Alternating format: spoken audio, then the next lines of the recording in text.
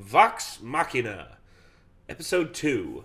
It is The Terror of Tal'Dorei, Part 2. So, Nick and I both looked up online where the first season of Vox Machina, of a Critical Role, basically took place. And we found out that, the parts that we're seeing right now were not live streamed, at least as far as we saw, because it said episode 1, and then it was like, wait a second, what's this? This seems like their episode 1 of part 1 of this campaign picks up like after they've already started the campaign. Yes. So it looks like they probably didn't actually decide to start live streaming their campaign until they were partway through. Yeah. So what we're seeing now is probably the retelling of what happened off screen before all that happened. And I'm fine with that. I mean, the first season, by the way, over 115 plus episodes worth of it. Holy crap. And that's not counting like the after stuff and all that, the post-production stuff. But good Lord. I'm curious about something as a DM, real quick. What's that? What is the lowest level your party should fight a dragon? D and D. Nick's Googling D&D. Party of 4 or 5 player characters at level 2 or 3 can probably take it out. So, okay. Level 2 or 3. All right. Especially if they have a big raging barbarian to soak up damage while a rogue sneak attacks. Well, that's basically what they have. I mean, they have a rogue, which is the male twin of the... Wait, hang on. That's just for a wormling. Oh. That's for a baby dragon. Oh. For a young dragon, they should be level 5 or 6. Oh. If they can avoid the breath weapon and get it somewhere alone that it doesn't have any lair actions, it's going to be toast pretty easily. If they get the drop on it, a level 5 party can probably take out a young dragon in a single round if they get some good rolls. If the dragon has friends, that's a whole different fight. Because I was just kind of thinking, I was like, D&D goes different ways at the beginning of the campaign. Sometimes they start their characters at level 1. Sometimes they start them at level like 2 or 3 so that they have whatever level it is that you get your secondary class at. Like sometimes they'll start them at that level so that they can pick their secondary class while creating their characters. So I don't really know what level they would have started this at, but either way, to me, it seems cruel to pit a brand new party against a full-grown dragon and expect them to be able to beat it. So I'm just wondering how this is going to go. I don't know. I mean, they're still alive, so that's something. But for how much longer? But with some of the spells they've already used, it doesn't necessarily look to me like they're a level 1 party at the beginning either. No, so. I think they're at least 3, if not 4. Mm-hmm. I think they've already got their secondary classes. So it might be that this is being considered like a young dragon in terms of level, and they're intended to have like a really hard fight right at the beginning against it. It's like not intended to be taken out in a couple turns or anything. Well, so maybe this was a purposefully high difficulty campaign. I'm not really sure. Maybe. Also, it gives them something to build up towards because they related with those people in that village, and that village got destroyed. So, one of my friends tried to do a Dark Souls style D&D campaign where he intended for it to be really difficult. And where he intended for whenever you die, and come back, it would gradually get a little bit easier each time to make it possible to get past it, but he intended death to be a part of the campaign in a way. Mm-hmm. And then, his first big monster, I was playing, it was either a wizard or a sorcerer, whichever one I picked at the time, I can't remember, but I got some sort of, critical roll or 2 against it and just fucking obliterated it. And he was so pissed, wasn't he? He was that wasn't how that was supposed to go. And I was like, that tends to happen to me a lot when I play these games for some reason. Well, again, it's a lot like people who beat Urizen the first time in Devil May Cry 5, so it happens. I still don't know how anybody did that. Practice. Hardcore practice. Well, practice of what? The game just came out and they beat him the first time. Well, I mean, the combat. I mean, if you can assimilate, There might have been people that were just like, they played it, they did the fight, they saw him die, and wait, I'm gonna go back, like I'm gonna reload because I want to see if I can beat him. Like, you know, people who just they just kept trying and beating their head against the wall until they somehow managed it. People who I know who are just masters at like action games who basically have like very fast reflexes and adapt to the combat really quickly, and basically have patterns that they follow. It's just like, okay, how's his attack pattern here going? Okay, he's doing this. Okay, I'm gonna go over here and I'm gonna reassess my strategy. Okay, now I've got my strategy. Okay, I'm going in now. And they basically they're really good at that. I've seen them do it. It's like my buddy JJ. My buddy JJ, how he's able to play fighting games like effortlessly and just be a master at it within like 5 minutes of him picking it up. I'm like, what's even the point? What is even the point of trying? Then there's like with Sekiro where it's like you're meant to lose that first fight the first time you play it. And then by the time I started my first New Game Plus run, like to get the... I don't remember if I did New Game Plus, but like... Yeah, not New Game Plus. Like I started a new playthrough because I was like, I don't want to do New Game Plus with the added difficulty, and I want to re-unlock everything. And I want to get things in a different order. But I still anyway. Wrecked his face because it's just once you actually learn the game, he's not that hard. Yeah, it's just when you go in fresh, not knowing how the game works, he's gonna kick your ass. He's gonna wreck you because that's the point of that boss. Whereas then you got Dungeons and Dragons where like literally player characters that are too low of a level might not even actually be able to land a hit on something that's higher level than them. So maybe. I really want to do a D&D campaign and get, like, the pieces of the Dwarven Forge, like we talked about. I actually spend a little bit on those and, build a campaign that's in, one of those, lava dungeons and stuff like that. Yeah. Like, you have to fight a fireworm or a salamander or something like that. Yeah. I mean, I think that'd be pretty cool. Anywho, sorry. This is Vox Machina, Episode 2, The Terror of Tal'Dorei, Part 2. Here we go. Let's finish making camp. A storm's blowing through tonight.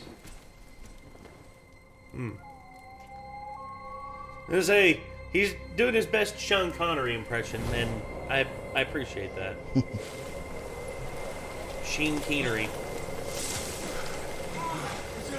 Oh, I saw the dragon! Hey! It's a dragon! Oh! Run in a catapult! Now! Release! Ooh, good shot. Don't celebrate! Don't celebrate! Do not celebrate until the fucker is on the ground dead. Oh. Damn. Oh. Oh.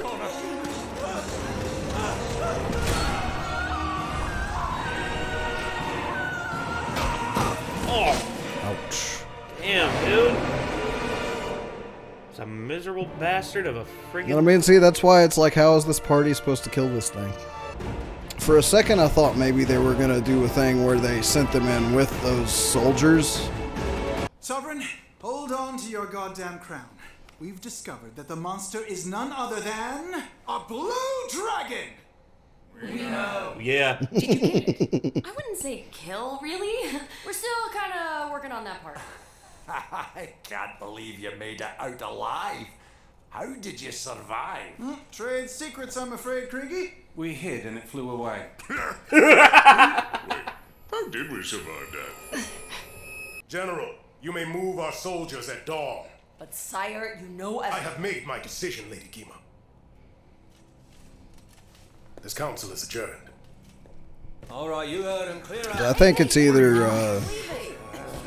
Say what? It's either the general, the asshole, the dark elf looking guy. Yeah, my vote's the dark elf. Or the lady in the blue because dress. he is so willing to just like make a bargain with it or give it what it wants or, you know, use it in some way. Either that or he's controlling it. I mean, we saw in the last episode how the footprints like looked like they turned into dragon footprint. Like, it looked like he turned in. Yeah, basically. Yeah, well, like it's a person, basically. Yeah. Like, or it's not necessarily a person, but it's a dragon that has a human form. Yes. Which dragons can do, as Oh, far yes. as I know. So. If they're old enough. That's one of the rules, I think. If a dragon is past a certain age, it is able to take a human Or at least form. in World of Warcraft, like basically all the dragons have human forms. Oh, yeah, I that's true, too. I can't remember in D&D exactly what they are. What the rules are with that. Depends on the lore. Anyway, sorry. Oh, come on! Hey, give the big boy some pets. I felt it again. So, what do we do next? Vax and Pike go to Gilmore's. Buy us a weapon that can kill a dragon. With what? We're flat fucking broke. Please. With the way that man dotes on you, I'm sure you can work something out. The rest of us will split boy. out and search for Fitz. If you find him, don't let him out of your Yes, use your sight. cock as a That lure. sounds like a plan, but you're not the only one with ideas, Vex. Is that so? Please, Scanlan, tell me yours. Come on. I'll tell you when I have one. Uh-huh. Oh, God. Welcome to Gilmore's Glorious Goods! Enchanted curios and magical artifacts Oh, yes. at discounted prices. Why, if it isn't the mysterious Vaxel Dan. I was hoping you would swing back through again. Glad to see you've lost none of your charm, Gilmore. Oh, listen to you. Don't stop. I can't take it. Hi. Hi. So, are you here on business or pleasure? Business, I'm afraid. I need information on blue dragons. Particularly, how to kill them. Well, for 20,000 gold, I'll sell you this handy-dandy magic lance of dragon slaying. Perhaps some advice for a tiny fee? Hopefully what you're offering isn't too tiny. I suppose size isn't everything. We need to know if blue dragons have any weaknesses. Weaknesses, eh? Kind of reminds me of the to dude start that their always ego- smacks on Gene in Outlaw Star. Oh, yeah, Fred. Yeah, Fred. Fred Lowe.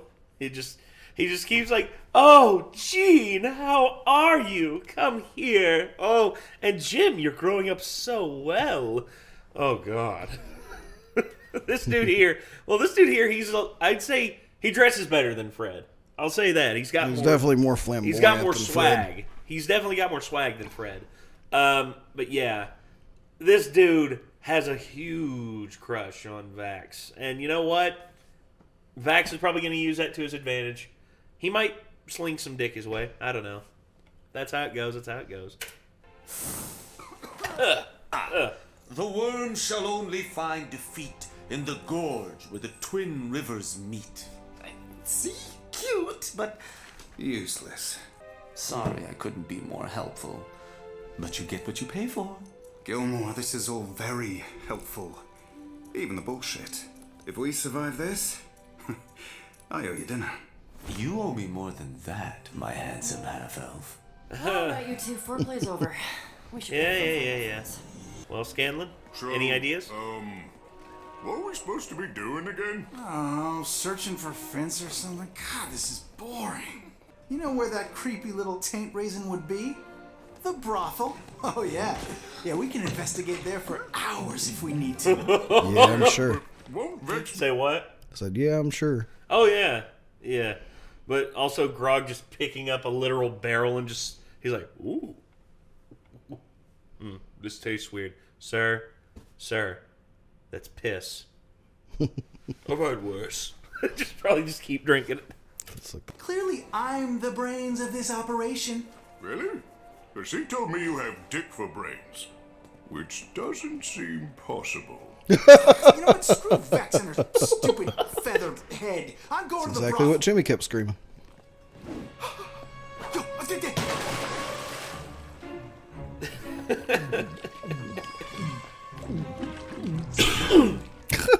It's that thin-lipped crypt keeper.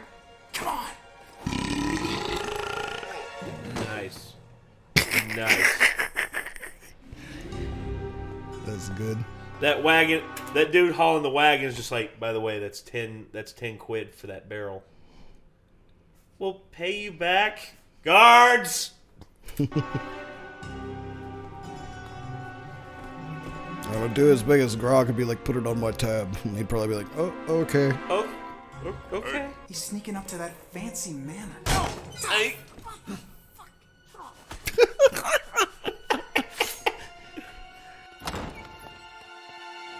Open your back door, baby. Loosen your hinges, I'll show you my key. Damn, it really works. Oh, the rogue with the lock-picking skill. All it takes is a little finesse. There you go. There's no way you could do that with a toothpick. My toothpick. Oh, That's a shitty lock. Really shitty lock. either that or the rogue is just that damn good. No. You can't. Dude, lock-picking You can't pick a lock-picker without... Lock-picking skill 100, dude. You can basically do it with a thing of lint. It's not how locks work. I know! It's not how locks work, but it's fucking magical. Dude, come on. You have to have a torque wrench or something. Creed lives here and has dreadful taste in art. Oh, shit. I bet Vince is here to assassinate his ass. Oh, you think? Aha! We caught you blue-handed, chicken humper! Drop your blade. What? No, you don't understand. General Krieg is planning. Oh! General Krieg is planning to what? What? Krieg! Oh, it is Nice Krieg. bloody technique. How do you stay so quiet in that armor? Oh no. I was wondering how he survived the dragon attack. In league with the... Of course it was me. I championed you because you're a bunch of witless oafs who no one gives two shits about. I've got him. Finesse.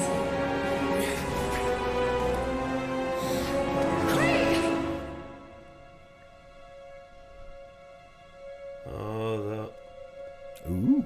tasty. Gone. Succubus Quite booty. the keen observation, Scanlan.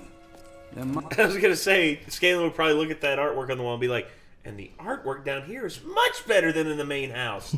Damn, who's this decorator? Look for some kind of fulcrum. Wait, a fuck room? I mean, that's what I... God dang it, Grog! Just stand over there, Grog, and don't touch anything. You guys, everything in this room is magical. Oh, it's not succubus, it's a dragon. This guy really has a thing for dragons. Grog, it's rude to stare. Grog, you're being gross.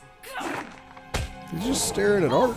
Keyleth, you found it. What? It's artwork. You're meant to Exactly. take art. it in. It's art. Art. And if Grog finds it appealing and wants to keep looking at it, damn it, I'm not let gonna the lie, man. the face is kind of weird. Like that's. Well, no, kinda- Grog, but that doesn't bother Grog. Grog doesn't care about that. He's like, I've fucked worse. That'd probably be what he would say. He's just like, dwindling "I've fucked much into uglier than that." scaly territory. You know. Honestly, If you just like just the booty, that's fine. Well, like. well, it is astounding. Of course, me lingering on this long enough, I'm having to censor all of this. By the Yeah, way. pretty much. You have to put a black box over the screen. Oh, yeah, just a big, I'm putting the demonetized symbol in there. Mm-hmm. It's a portal. Nice work. Brilliant, really. No, it was nothing. My arms! Scanlan, look it! They're in the booty! God, I love Grog so much. We have to do this as a team, all right? Organized, as one. Please, we don't do organized. Look at us. We're Vox Machina. We fuck shit up. Lead the way, big man. Grog is like, Grog's arm's so big, this only way Grog's arm will ever be elbow deep in any girl's booty without killing her. We're Wherever we are, we're far from Iman. Oh, It's damn. like a dragon lair to me. Way. Wow. Goat. Don't rush in! Fools rush in! Seems excessive for anyone. Fools rush in! This is definitely a dragon lair. Roll for initiative! Scrolls? Jewels? Potions? Is this a troll deck? It's a turd. Oh, the ale like a body. Those are pretty, but also Are they eggs? ominous. Oh, shit!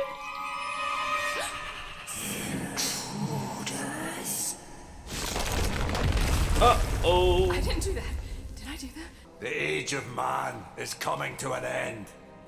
There was a time when dragons ruled all of Tal'Dorei. When we ruled the entire world. Did he just say we? Yep. He's the dragon.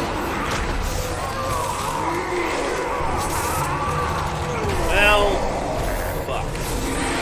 Didn't see this one coming, did you, Fex? I did. Kind of do, yeah. Nick called it before I did. Ouch! Ow. Are you alright? A tickle. Let me return the favor. Uh-oh.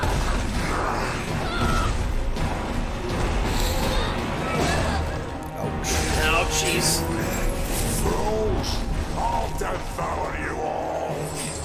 Did Gilmore give you any insight on how to kill this thing? Or did you two flirt the whole time? Shit, right. Dragons are vain, arrogant, egotistical. He can hear you. I studied them, remember? Take out its wings. The twin rivers meet. A neck! You see that? We have to get it on the ground. Hey, tank smear. You're in my way again, you ape! What you call me? Maybe I'll squash you too. Oh, as if either of you could kill anything. A preening, peacoated peacock and a witless goon. You watch yourself, peasant! If the three of you will shut up already and let me kill this inflated windbag. Kill me! I am the Iron Storm. You are nothing but insect! Ouch. Oh, it was a Oh, decoy. yeah, it was. Scanlan. Good one. Gotcha. No! There you go. There you go. In its wings. Cave in. Look out. Ooh. Nice assist there, Scanlan. That's awesome. I don't know what spell that is, but that's awesome. Oh. There you go. Light him up, Vex! Holy arrow. Right in the heart.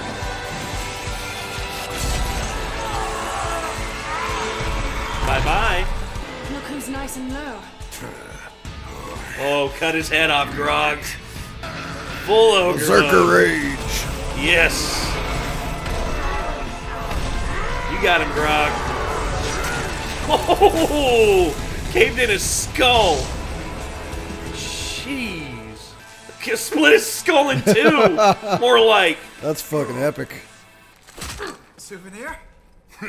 Proof we killed the scaly turd. You know, you're a lot smarter than we give you credit for, Grog. Yep, I'm a genius. Run! Run. Yes. Run as fast as you can. Get back through. Only one of them grabbed a handful of treasure. Oh wait, nope, he's got a The box. loot. Nope, Oh he no, dropped it. Scanlan. Damn it! I think he took the dragon turd too. We got him, kid. There you go. There we are. Payday! Keys? Parchment? Where's our reward? You're holding it. The deed to your new keep here in Iman. Hypothetically, if we sold it, how much do you think? Bro. Okay. Keep it. It's literal like a fucking dude. It's your own private property. I would just be like, are you going to buy us food for the keep? Well, here's the thing. Well, think about it. Grog put a shit ton of stuff in his bag. He put those 2 gigantic gold vases and a bunch of gold coins in there. So they'll be able to furnish themselves with that, and they'll be able to keep doing missions from there. They have their own keep. They have a place to stay, to call home, a home base. I mean, I'd be happy with that, dude.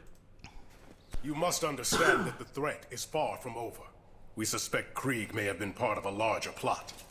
As such, I have arranged an important banquet to discuss the security of our realm. In fact, several dignitaries should be on their way as we speak. Oh? Oh, bandits. Well, ain't this a lucky night? Looks like royalty to me. What do you say, gang? What are you, deaf or something? Empty your pockets! Ooh. Oh! The fuck?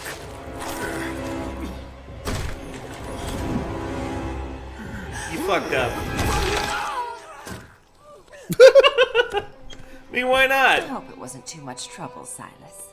Delilah, my dear, it was nothing. Okay, that was... Damn. I gotta be honest. I'm glad that we had a full resolution to that little story arc there with, the death of the dragon and all that. And I'm wondering how many sessions that was of them getting through that. I would say that was probably just 1 or 2. 1 or 2 sessions, you'd say? It's literally like one enemy that they had to fight a couple different times. True. And they didn't really have many other fights. So I would say there was a lot of investigation throughout the opening parts of the stuff, and then a lot of dialogue and exposition. And then there were probably the 2 different dragon battles at the end of each session, if I'd had to guess. Probably, yeah. Or they may have done it in one session if they played for a really long time. And just on average, they play between 3 to 4 hours. Yeah, that's usually one session worth. So a double session would be 6 or 7 hours. Oh God, so. that'd be a lot. So I'm just gonna be honest, man. I'm loving this. I'm all in right now. I mean, the characters are what sell it, but the overarching story seems to just be building and building. Because the introduction of these 2 characters here, Silas and Lady Briarwood, on top of everything in the kingdom, I wonder what their keep is going to look like. That's one thing I'm also interested in. I'm also wondering what their arrangements are going to be like. Like, okay, who gets what room? Grog, you get the broom closet. Sweet! What's a broom closet? And the cool thing about D&D campaigns is as long as you have a group that can get together often enough and continue playing for a long period of time, it's not set up to usually just be one overarching plot. Mm-hmm. It's usually a lot of different adventures. Well, yeah. And there can be an overarching plot, but that's usually for whenever your party's at max level and finally towards the end of your campaign and you're all thinking you want to restart with a new one soon. Fair enough. But yeah, it's the dragon's a plot, and then these guys come into town, vampire-y seeming guy, They do seem like vampires. Is probably the next villain. But there's potential for just, as long as they seem to have played this on Critical Role, there's potential for this group to keep going for, seasons and seasons worth of this, so... Probably. I mean, if they abridge certain things, from what I understand, if they abridge certain things, they could squeeze at least 4 or 5 seasons out of this. Mm-hmm. And I'm hoping that the animation studio that they're working with keeps them, keeps prioritizing their animation, because it's really all on your DM when you're playing D&D as to how many stories and how interesting it stays as it goes, because a good DM can Like a really, really good DM with lots of ideas can keep a story for one party going for a very long time. So with a lot of different things happening. So here's what I would... Okay. That right there... Like... Okay, I'm looking at the average cost per episode. And I'm looking at... I would also look at the average Simpsons episode budget, which I think is about just over $1 million. $5 million. What the fuck? Per episode. Look, I would pay a Japanese studio easily $500,000 an episode to do like, dude, I would go to Mappa or I would go to Ufotable. You know, the people who do Attack on Titan and who also do Demon Slayer. I would go to those two studios and I'd be like, look, we want you to do a full season with us, and we'll pay you $500,000 an episode, and you have to basically have 12 episodes ready for us in 6 months. Do you think you can do it? I guarantee you they would say hell yes. That's one reason why I don't understand. I don't understand why Japanese studios aren't called upon by American companies more often. Maybe it's because of just like something gets lost in translation, or maybe there's a maybe really there's seems like they're underpaid compared to American animation. Oh studios. hell yes, dude!